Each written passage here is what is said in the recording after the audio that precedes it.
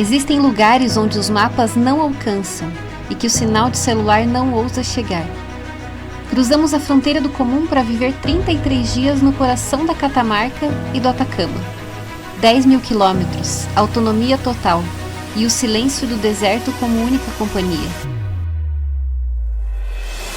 A Catamarca e o Atacama como você nunca viu.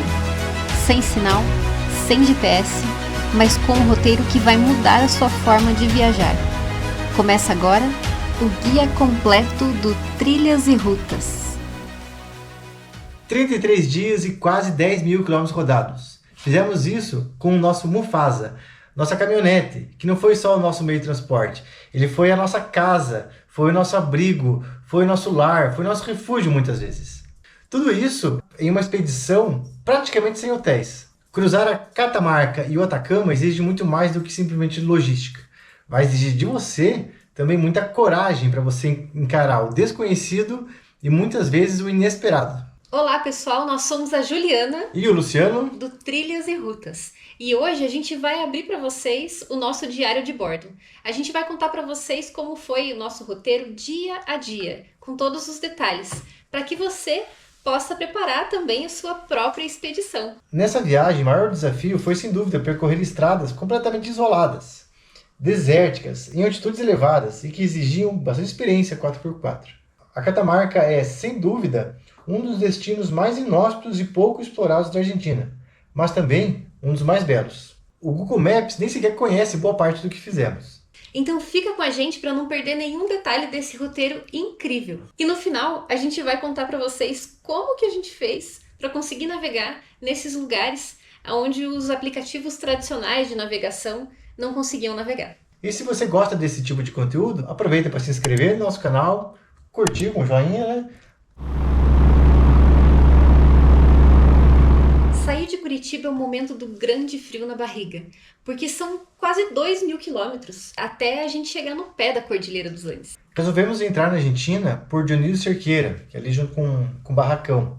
A gente opta em fazer essa fronteira porque ela geralmente é mais tranquila do que a fronteira ali por Foz do Iguaçu, que é onde boa parte do pessoal costuma fazer. Tem lá pelo Rio Grande do Sul ainda, eu já passei por lá algumas vezes, mas acho que o trecho para chegar lá não agrada muito. Então a gente opta em fazer esse passo aqui. E ganhando esse tempo na fronteira, a gente consegue já dormir na primeira noite dentro da Argentina. E para a gente conseguir chegar então na Cordilheira, nós atravessamos todo o estado do Paraná e as províncias de Misiones, Corrientes, Chaco e Santiago del Estero. Essas províncias são todas argentinas. Optamos por fazer deslocamentos menores, coisa de 500, 600 km por dia no máximo ali, assim, com bastante tranquilidade, até para nem acelerar muito para ajudar a economizar no combustível, já que longas distâncias a gente acaba gastando muito com isso. Então a gente anda mais devagar para ser mais econômico com o combustível. A nossa regra de ouro no deslocamento é, quando o sol se põe, nossa jornada acaba. Parar ali por volta das 18 horas nos dá luz o suficiente para escolher um local seguro, montar uma barraca no Mufasa e cozinhar com calma, também um banho, bem tranquilos. A nossa estratégia nesse primeiro dia de deslocamento foi sair bem cedo aqui de Curitiba para a gente conseguir fazer fronteira no mesmo dia e já dormir em solo argentino. Nesses primeiros dias de deslocamento, nós dormimos em geral em postos de gasolina, que são locais gratuitos para fazer o pouso. E cá entre nós, nós nos sentimos muito seguros de dormir em postos de gasolina na Argentina. Mas não é bem assim que a gente se sente aqui no Brasil. Especialmente para mim, que sou mulher, essa foi a primeira expedição que nós dormimos em postos de gasolina. Eu particularmente tinha bastante receio disso, especialmente porque na maioria dos lugares, para a gente acessar o banheiro, os banheiros para caminhoneiros em geral são compartilhados, então eu tinha bastante receio. Mas digo para vocês que eu me senti bastante segura na Argentina, de forma que eu não me sentiria aqui no Brasil, infelizmente. Mas como precaução, né? Sempre que eu precisava ir ao banheiro ou ia tomar um banho, o Luciano ficava de guarda ali, de vigia na porta, para qualquer insegurança que eu tivesse, né? Nesse primeiro dia, então, nós rodamos 627 quilômetros até o município de San Pedro, que fica em Misiones, na Argentina, e lá nós dormimos no posto Dapsa. No segundo dia, nós rodamos 543 quilômetros até o município de Itati. Ali dormimos no posto Axon, fica na frente da entrada da cidade. na beira da rodovia. Muito tranquilo o posto também, bem legal. A gente escolheu ficar nesse posto justamente para evitar aqueles postos mais movimentados de uma grande cidade, como é Corrientes ali próximo. E deu muito certo. Deu muito certo. No terceiro dia da nossa expedição, nós rodamos mais cerca de 500 quilômetros até o município de Quimili, que já fica na província de Santiago del Estero. E ali, saindo de Itati, nós logo passamos em Corrientes. Corrientes é uma cidade grande, é uma capital, e é um ponto estratégico para a gente resolver algumas coisas práticas. Então foi uma oportunidade para a gente fazer mercado e trocar dinheiro no Western Union. Bom, nesse dia então, nós dormimos em Quimili, no posto Shell. Diferente do Brasil, na Argentina nós não encontramos muitos postos de combustível ao longo das rodovias. Então, a dica que eu dou assim, sempre abasteça quando tiver oportunidade. E no quarto dia da nossa expedição, então, nós percorremos mais uns 280 quilômetros até o município de Riondo. Riondo é uma cidade muito legal, porque é uma cidade que foi construída na beira de uma hidrelétrica e também em cima de fontes termais. Então é um lugar ótimo para você relaxar depois de todo esse deslocamento. Lá, todas as pousadas, todos os hotéis, todos os complexos e todos os campings têm fontes termais. Tem piscinas. Até na torneira do estacionamento de água termal. Então vale muito a pena você passar um dia ali para relaxar e conhecer o que a cidade tem para oferecer de bom. Nós ficamos no camping Sayane e foi muito gostoso. A partir daqui a viagem realmente começa. Nós finalmente começamos a subir a Cordilheira dos Andes, começamos a pegar mais altitude, o clima começa a mudar, fica mais seco, árido, a gente começa a ver bem menos vegetação, vamos demorar para ver vegetação daquele jeito novamente. E, como eu falei, tudo começa aqui. No quinto dia, nós rodamos mais 290 quilômetros até a cidade de Cafayate. E nós escolhemos fazer esse caminho passando por Tafí del Valle.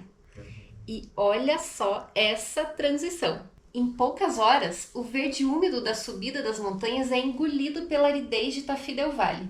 E nesse dia, nós chegamos a 3.052 metros de altitude, num ponto de parada chamado El Infernilho. Quando descemos, chegamos em Cafayate e fomos recebidos por ótimos queijos e vinhos. Eles eram tão bons, que parecia que Cafayate queria nos dizer assim, não saiam mais daqui, porque daqui pra frente o luxo vai ser o oxigênio.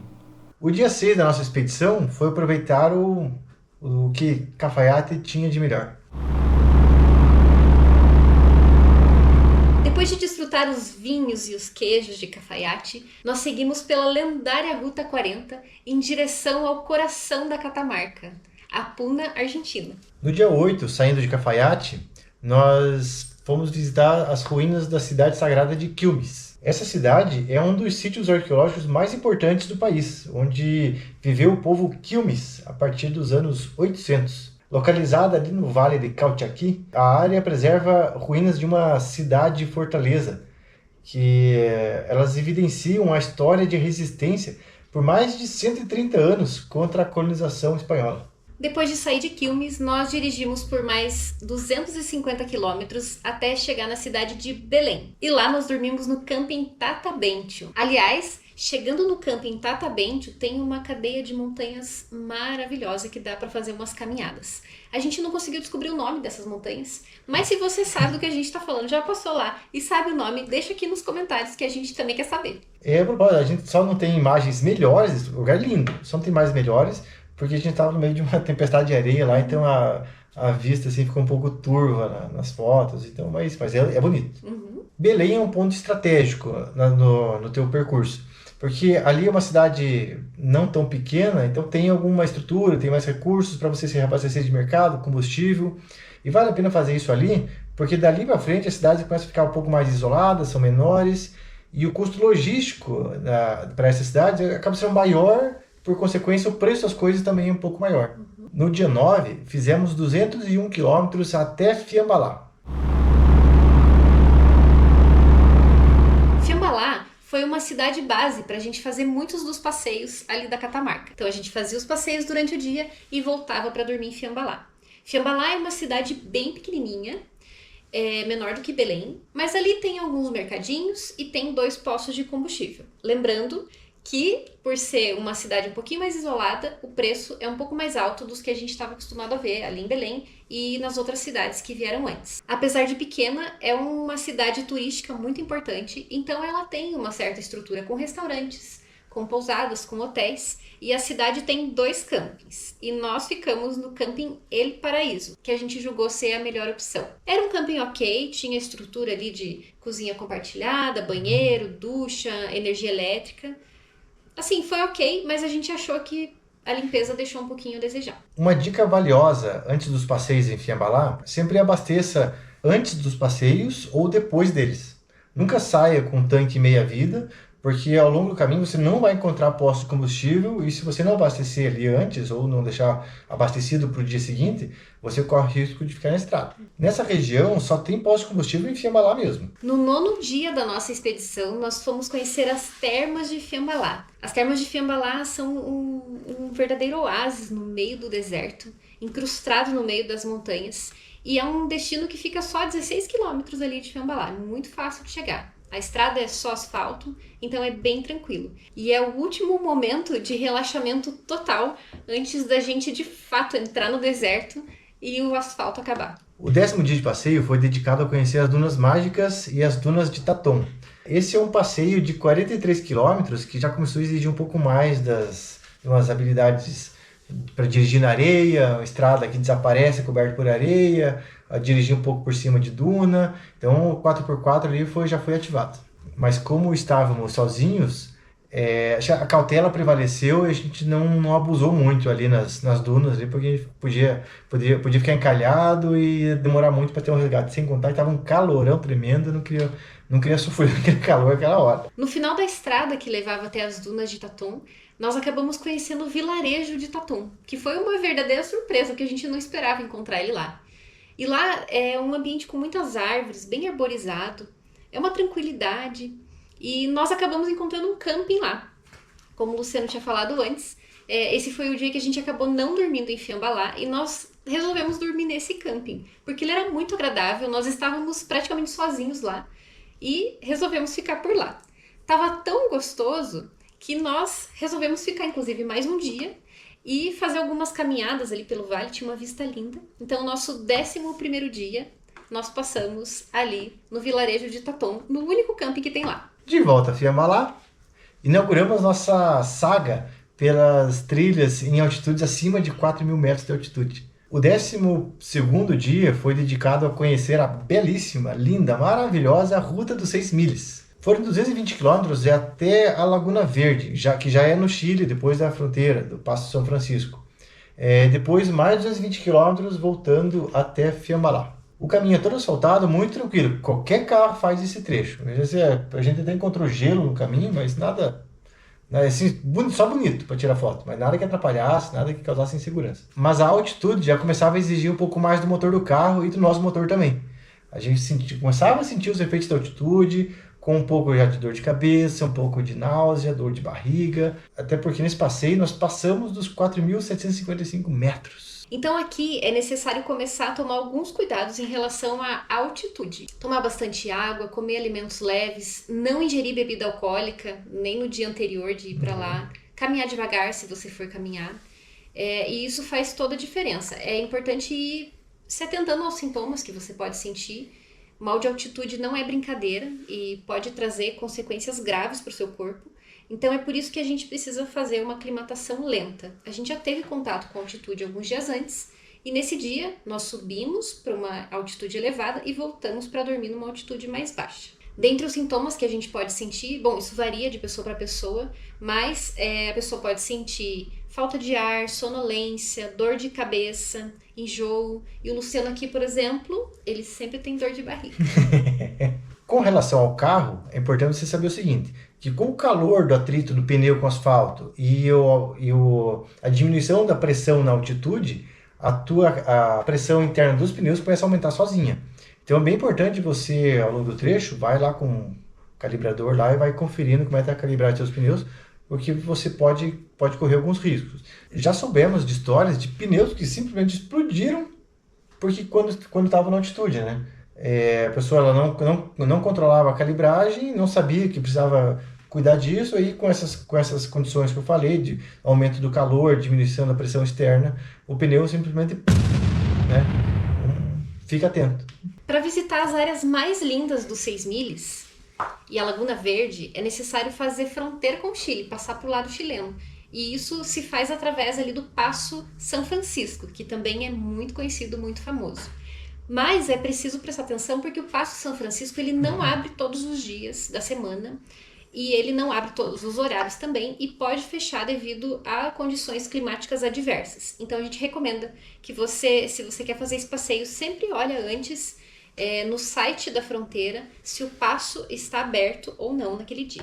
No 13º dia, fizemos a nossa primeira experiência off-road hardcore de altitude da viagem. Nós fomos até o balcão de Pisces e mais, sem o auxílio do GPS, até porque ele não conseguia calcular a rota até chegar lá. Ele calculava até determinado ponto, dali para frente, vai por conta própria. Porém, foi bem tranquilo, né? Porque era tranquilo porque é um caminho, quase todo ele, na verdade, de uma rota de transporte de uma mineradora. Então tinha muito caminhão grande passando lá com frequência, tinha uma manutenção boa e bastante sinalização. Só ficava difícil mesmo quando você ultrapassa o mirante do balcão de Pisces. Dali em diante, na verdade tem uma subidinha para chegar no mirante, a subidinha já é mais complicada, os caminhões não vão lá. Se chega no mirante, pode continuar descendo o mirante lá de novo. E ali exige bem no 4x4, exige bastante atenção, mas vale a pena. Para chegar lá, basta seguir ali, acho que eram 80 e poucos quilômetros, com o GPS até próximo de Las Cortadeiras. Até lá vai com o GPS, na boa. Também nem precisa, mas até lá ele consegue marcar. Dali em diante, vocês vão encontrar lá, vai ter uma guarita que marca para você entrar à esquerda, é onde começa a estrada de chão. Quando você faz todo o percurso ali desse estrada de chão, o caminho marcadinho que eu falei para vocês, lá vocês vão até o mirante. O mirante, ele está a 4.720 metros de altitude. Lá venta muito, é muito frio, então eu sugiro que vão bem preparados. Só uma dica que eu queria reforçar: se você principalmente vai passar do mirante do balcão de Pisces, dali em diante não vá sem um veículo 4x4. Para subir no mirante fica difícil, mas para passar dele, dali fica complicado. Então eu sugiro fortemente, recomendo fortemente que vocês vão com um veículo mais alto, preparado, 4x4, não super preparado, mas com um veículo apto a esse tipo de terreno. Aqui começa a nossa parte favorita da viagem e também a mais intensa, a com mais off-road, a mais desértica, a mais inóspita, a mais isolada. Com mais adjetivos. De todo esse roteiro, mas a nossa favorita. Nos próximos 5 dias dessa nossa expedição, nós rodamos cerca de 800 quilômetros em altitude pelos lugares mais desertos da Puna Argentina e da Catamarca, e passando por lugares onde o GPS tradicional não consegue calcular as rotas. Além disso, nesses 5 dias, todos os dias, nós dormimos acima de 3.300 metros de altitude, o que exigiu bastante do nosso corpo e foi deixando a gente um pouco cansado. Então, mas a gente percebeu que a aclimatação que nós fizemos nos dias anteriores foi crucial para a gente poder se sentir bem. Eram dias de deslocamentos muito mais curtos. Porém, a gente acabava demorando muito mais para fazer esses deslocamentos, justamente porque eram percursos mais alternativos, percursos um pouco mais difíceis, que faziam que a gente tivesse que andar muito mais devagar, né? Em todos os dias dessa etapa, foi tudo com só estrada de chão, muita poeira, muita pedra, mas também muita imagem bonita. A gente não conseguia, às vezes, a gente não se contentava, às vezes, ficar dentro do carro para fotografar. A gente tinha que descer, tinha que ficar olhando, porque era bonito demais. E por isso também que a gente acabava demorando mais, né? Porque o terreno era exigente, mas também porque a gente queria parar o tempo todo para tirar foto, para olhar. Nessa região é uma sucessão de lugares bonitos, lugares impressionantes, que a gente queria realmente parar toda hora para registrar aquilo, para viver aquilo, né? É como uma mistura de Lua com Marte. E com mais uma pitada de algo que a gente não consegue nem saber o que era exatamente, nem consegue explicar. No dia 14 dessa expedição, nós fizemos a aventura mais louca e mais surreal de toda essa expedição. Nosso objetivo era chegar no campo de Pedra Pomes e depois na cidade de Antofagasta de la Sierra, que é uma cidadezinha em altitude. E existem 2 formas de chegar no campo de Pedra Pomes, em Antofagasta de la Sierra. A primeira forma de chegar lá é por um caminho totalmente off-road, que o GPS não calcula, não tem estrada, é uma loucura e é um caminho um pouco mais curto. E a gente recomenda fortemente fazer esse caminho com guia. E a segunda forma é de uma forma um pouco mais segura, dá para fazer sozinho, tranquilamente. E também dizem que é muito bonito. E nós optamos por fazer da primeira forma e foi incrível. Esse caminho que escolhemos é a Quebrada de las Papas. Foram 243 quilômetros de puro off-road.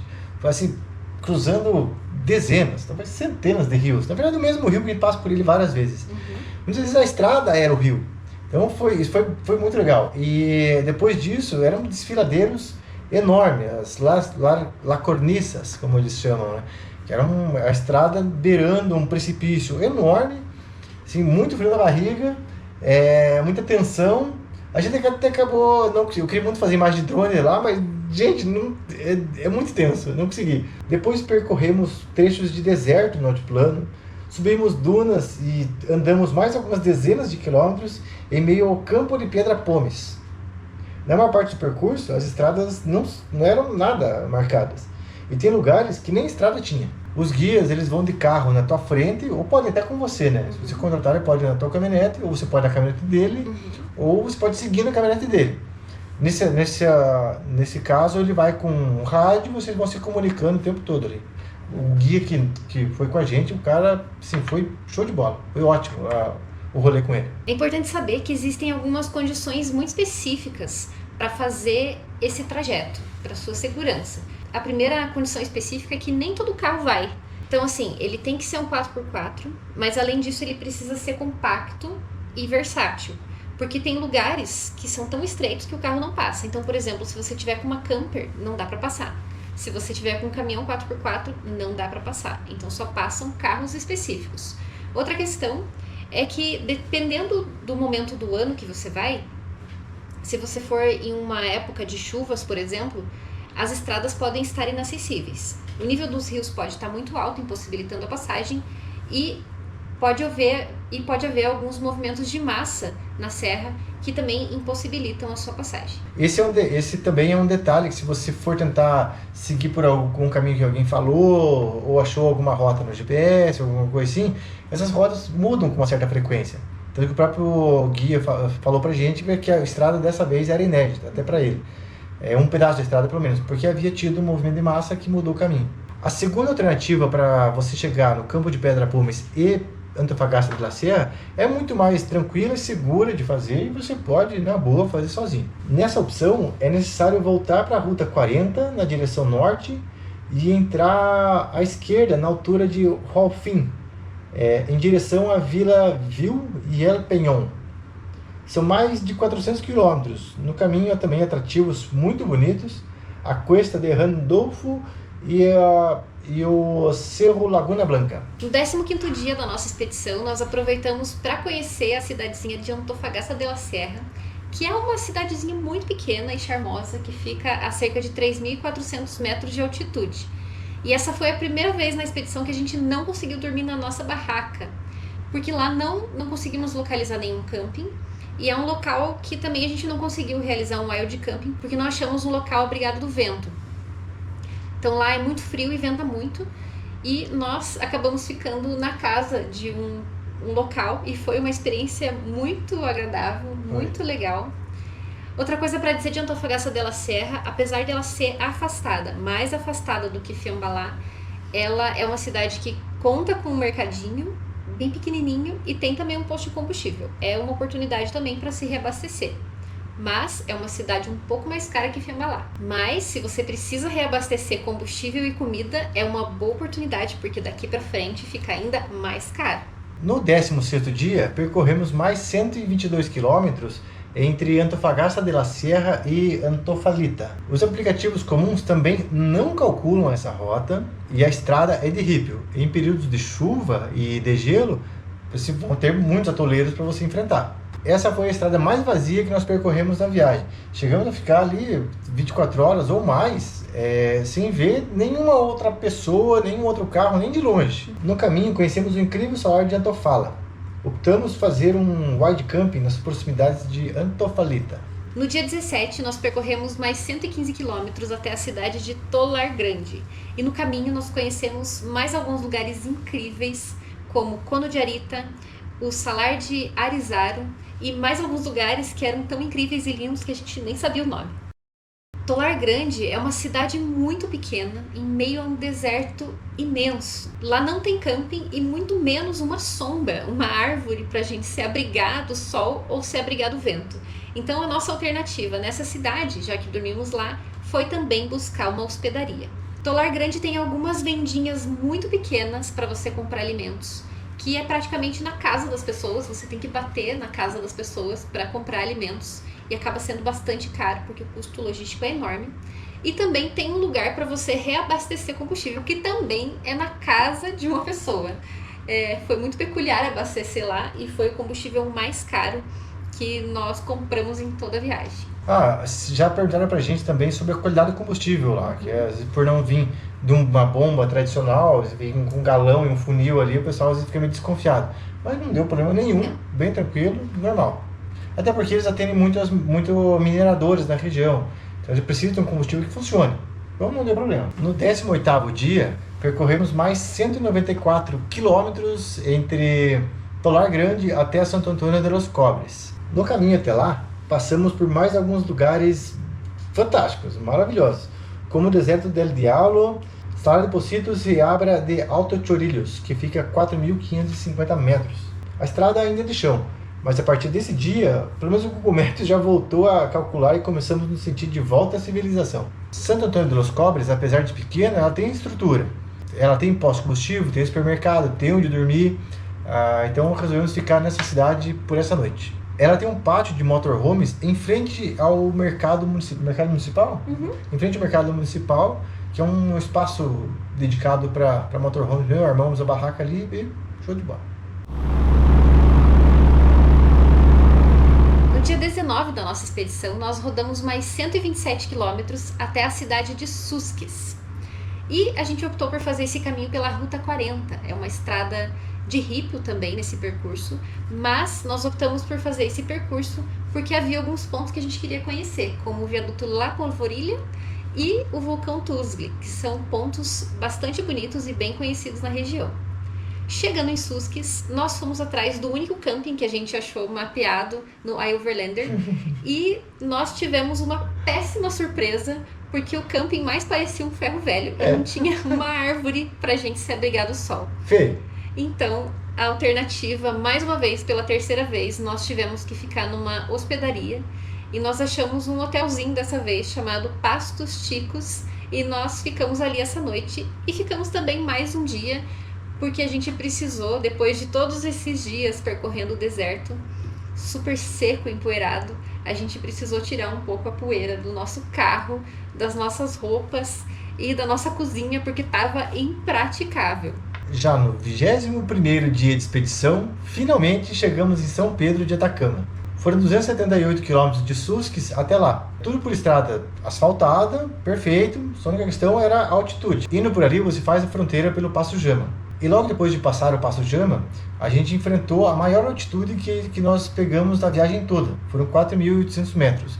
E boa parte desse trecho foi próximo dessa altitude. Então é um trecho longo, em uma altitude elevada, para você fazer entre Susques até antes de começar a descer sentido São Pedro de Atacama. E esse foi um trecho um tanto difícil pra gente, apesar de lindo, e apesar de a gente estar muito feliz de estar chegando no Atacama, mas nossos corpos já estavam cansados de altitude. A gente já tinha passado 7 dias dormindo em altitude, e ainda pegar esse trecho tão alto nos deu dor de cabeça, nos deu tontura, sonolência. O Luciano ficou com dor de barriga, como sempre. Então já era hora de a gente descer e chegar em São Pedro de Atacama. São Pedro foi nossa cidade base para fazer todos os passeios ali na região do Atacama. E depois de passar tantos dias em lugares inóspitos, para a gente foi um contraste muito grande. Tá na cidade, apesar de ser uma cidade muito pequenininha, tudo muito minúsculo e simples também, mas uma cidade muito turística. Uhum. Tinha gente para todo lugar, tinha loja para todo lugar, tinha hotel para todo lugar, hotéis fantásticos também. Então era um contraste muito interessante. A cidade tem vários hotéis e vários campings. Nós optamos em ficar num camping chamado Retiro Barro Estrelas. Ele fica um pouco mais retirado ali de São Pedro. A gente optou por ficar nele porque ele é mais retirado e isso possibilitava que a gente pudesse observar mais as estrelas de forma natural, né? Então todo dia a gente tinha um céu maravilhoso para a gente assistir. No Atacama fizemos uns passeios em altitudes bem elevadas, na verdade as mais altas da viagem, né? Mas a gente sempre dormia em uma altitude até então confortável para a gente, que era na faixa dos 2.400 metros, que é São Pedro. O 12º dia da nossa expedição a gente passou ali na cidade de São Pedro mesmo, conhecendo um pouquinho ali do centrinho, experimentando a culinária, trocando dinheiro agora que era uma moeda nova. E de noite a gente se deslocou até a cidade de Calama, que fica a 100 quilômetros de São Pedro de Atacama, para buscar o meu pai no aeroporto, que veio passar alguns dias com a gente ali no deserto do Atacama. Para quem não sabe, a dúvida que a gente tinha, São Pedro de Atacama não tem aeroporto. Então você chega por Calama, se for de avião, você chega por Calama, e o deslocamento entre as duas cidades é totalmente asfalto muito bom, bem tranquilo de fazer. O 23º dia da expedição foi um dia muito tranquilo e sem muitas atividades, né?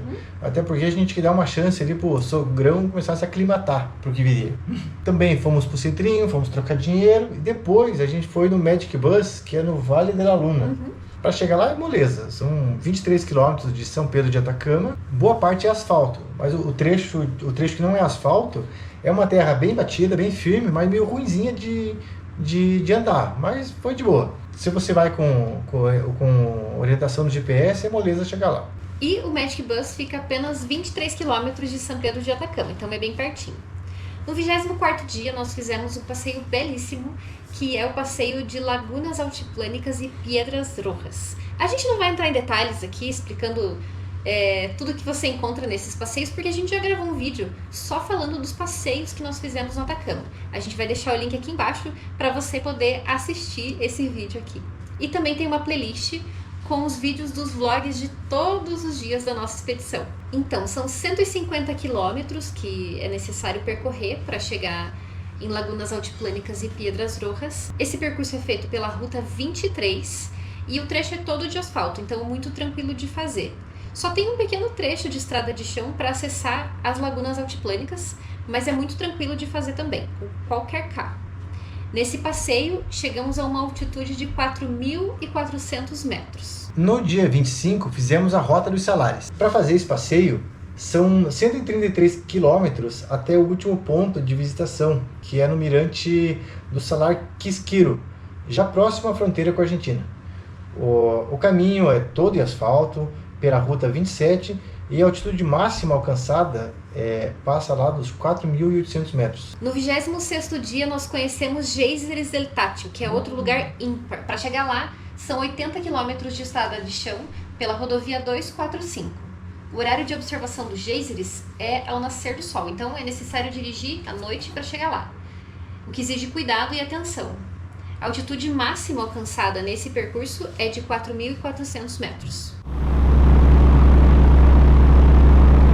Saindo de São Pedro de Atacama, no 27º dia, a gente foi levar o sogrão de volta para Calama para ele pegar o avião e voltar para o Brasil. Fizemos o mesmo trajeto para o Passo Jama e dormimos em Susques. No 28º dia, saindo de Susques, a gente passou pelas Salinas Grandes, já em Jujuy, e também aproveitamos outras maravilhas que essa província reserva para quem a visita. A partir dali, começamos a nossa volta para casa. No caminho, passamos pela imponente Cuesta del Ipã, pelas charmosas cidades de Purmamarca e Tilcara, até chegar em Humahuaca, lugar perfeito para comer um lhomo de llama, e há vários campings na cidade.